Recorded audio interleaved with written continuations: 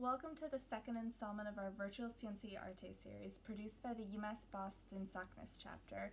We're really excited to share with you today an interview with Professor Mridula Satyamurti from the chemistry department at UMass Boston.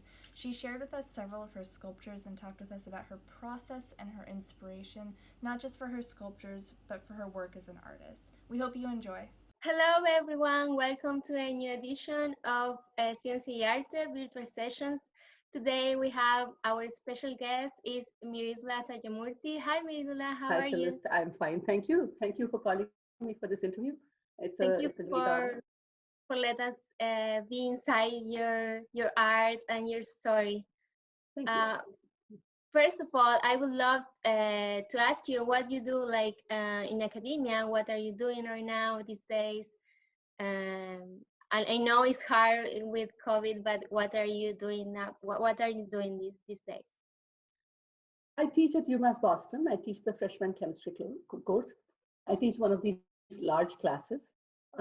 I enjoy it very much. I love teaching these large classes. You get used to it. It starts becoming a part of your life.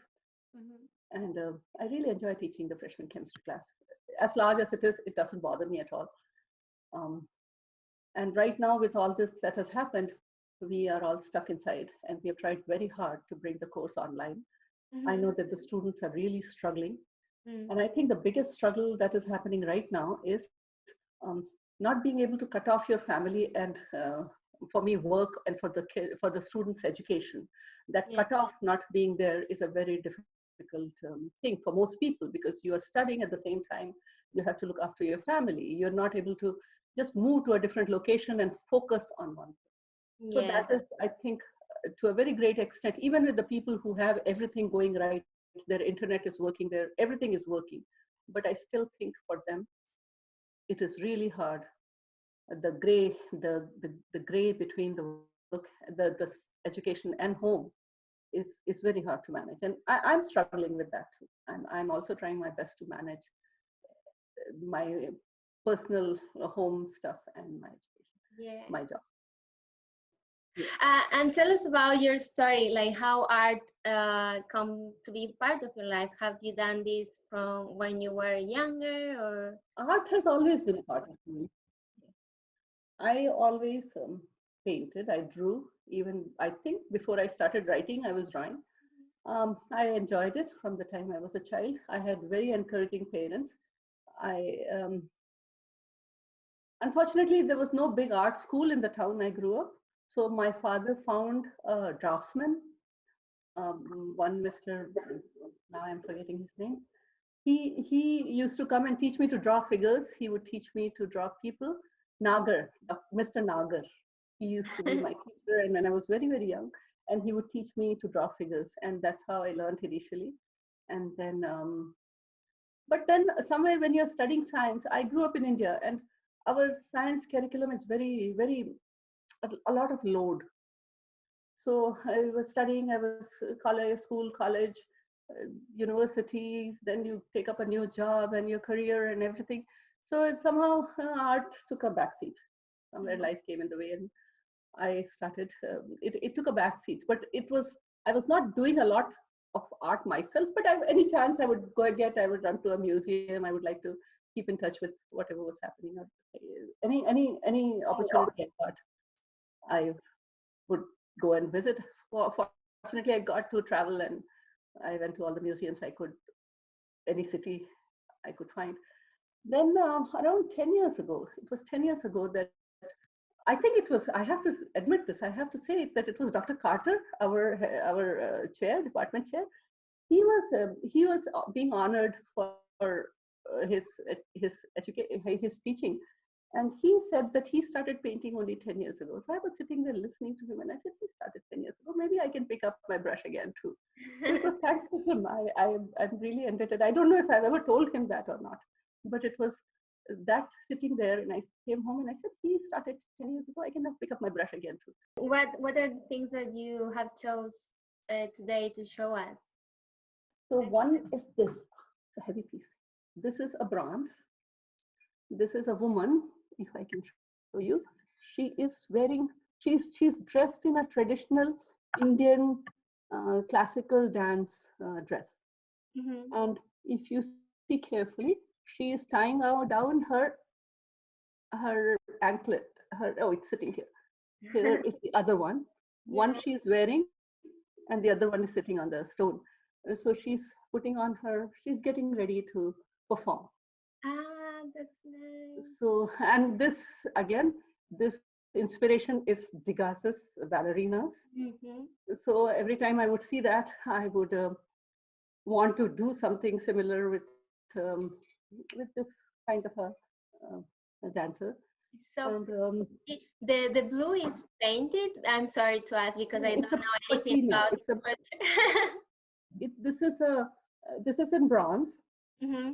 It has a it has a patina. It's the copper patina on it. Oh, okay. It's not paint. So Very beautiful. yeah, you can see it now. Yeah. So you heat the metal and you paint it with chemicals, and it oxidizes it and Mm-hmm. forms a patina, colored patina. So this is bronze. So this was one piece I thought I should. This was the first bronze I made. Oh. This was 4 or 5 years ago I did this. The other piece I thought today it could be this one here. She's a bride, and Oh. it's an Indian bride, and I made this in plaster of Paris because this is too large to be converted into a bronze. It's Mm-hmm. just too big. So this is another piece I really like. Yeah, So it's so these beautiful. two pieces. I have a lot. If you see around, Yeah, you have a lot in the back. I love a it. whole lot. There's another woman, and You also paint in canvas, right? I do paint in oil. Ah, I have another piece here. Look at this. This is a little girl. This is again in bronze, and she's holding a little frog. So you know what the caption for this one is? No. Don't kiss the frog, little girl. And my message is, if it looks like a frog, if it behaves like a frog, it's going to stay a frog. That's a good advice then. So this one is, don't kiss the frog, little girl. What is your inspiration to do these pieces? Inspiration can come from everywhere, anywhere. I like to do people. If you see around, there are a lot of people. So I keep looking at people. I mean, there's something I have really been wanting to do, and I have not yet started also. You know what I really want to do? I would love to do one student. She should be a very typical student sitting with her textbook somewhere, just reading, and with her water bottle, her bag, everything around her. Something I That would is love so to do. peaceful. Just peacefully focused and reading the way we would like our students to be. That's every time I look at some student, I walk through the university campus and I see somebody sitting there. This is what I want to do. I have noticed that you paint a lot of women too, Yes, and a lot also of women. related to religion, maybe, or I, is Pardon it me? is it related to religion? Religion too. I'm not a very religious person though, but I do paint. I have some religious paintings here. So yes, I do have some religious paintings, but not because I am religious, but it is. If you are from India, it is so much a part of your life, right? You cannot always cut off yourself from religion, and And have you felt in any way that your art influence also the way you teach or something in academia you do? I think I think my art completes me. Mm-hmm. There are many aspects to my life, Mm-hmm. and with this, it completes. And um, you are any person at any time is a sum total of everything and their experiences, and one always overlaps with the other, Mm-hmm. right? So I don't know the correct answer to what you're asking, but I do know that every aspect of your life goes into your teaching. Mm-hmm. Whatever influences you, whatever motivates you, whatever defines you, it all goes when you stand in there and start explaining things to people. So I don't have a correct answer for you, but I'm sure it does. That's great. Just like saying that it completes you is just a perfect answer. Yeah, And what have you been working on that you said that you started now? And you said religion. It is religion. You see this? You oh, see the woman in the back? yeah. That is goddess Durga. Okay. Durga is a goddess that protects. And you see the people in the front? Uh-huh. These are the people who are protecting us today. Ah, okay. And this is the tiger. Durga rides a tiger because she's a ferocious goddess that comes to protect. Okay. So, who needs protection most right now is the people who are protecting us. So, this is a drawing I have made. I'm working on it. This is not done yet. It's just a rough draft. I want to make it into a large painting. So, I will work on that. So, this is just something I really, you look, see, there how many people. This is a grocery worker, shop worker. Mm-hmm. This is a doctor. This one is a scientist.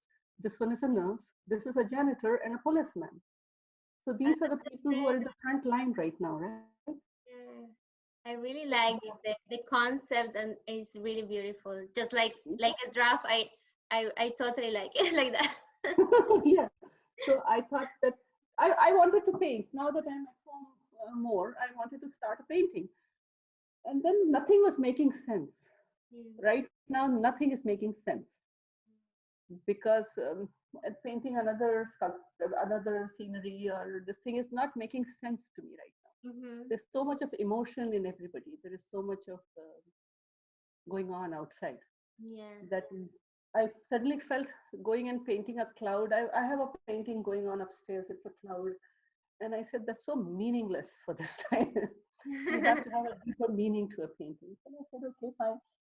And I saw all those pictures of these workers with masks and the faces and the tired and the emotionally these people are also people, right? They're emotionally vulnerable when they see death in front of them. So I was thinking that everybody's writing poetry for them and singing songs for them. I said, let me do something. And then for me, coming from the background I am from, Durga is supposed to be the goddess. It's a woman, it's a female, and she is a protector. Mm-hmm. So who better than Durga? And she has 8 hands. So she can hold them all. So if you pay attention, every hand, this is one hand, this is another hand, this is third hand. I've got 6. I've got 2 more left.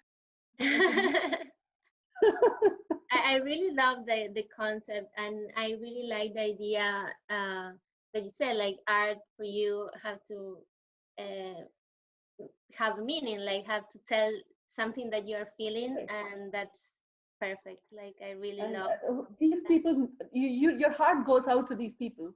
Mm-hmm. When we are sitting in the safety of our homes, it is because of these people outside who are risking their lives.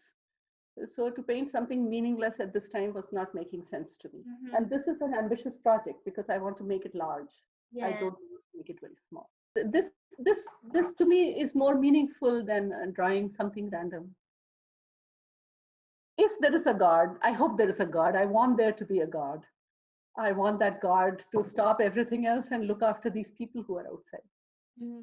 I think that is most important right now than anything else. These people who are risking their lives. I'm feeling that constantly. I'm sitting here and I'm saying it doesn't matter whether there's a person working at CVS. It doesn't matter whether there's a person working at Stop and Shop. Whatever they're doing, they are all heroes right now. Because of them, some of us are others are able to sit safe, and they're risking their lives. And God, please help them. Mm-hmm. So they are the ones. God has to stop focusing on everything else. Focus on these people now. That's a very nice wish. Do you have anything to like? Would you like to tell a message to someone in science that want to explore art? Like, Pick up a brush. It's never too late. Seriously, I think it's never too late. That's what I realized. And I'll tell you, I was thinking it was too late. It was too late. And I kept thinking, oh, I'm so old. How can I start painting at this stage? But no, it is not. What are you trying to do? I'm not trying to become a Picasso. I'm not trying to become famous. Nobody even knows in that what I do at home. Nobody. I do say I paint, so people do know I paint somewhat, but Mhm. nobody knows, and that's not the intention, right? It is just for myself. I think the same. Like there is no right age to start. Like if you Correct. want to do it just to express yourself, is so important to try to do it. Like to try to Just see how you feel. just for the fun of it. Mhm. Just for the art is supposed to be for yourself. Okay, so thank you so much for your time and thank for this story. And I love all the things that you told us. Like and I really would love to see this piece that you're working on right now. Yeah, Uh, this one.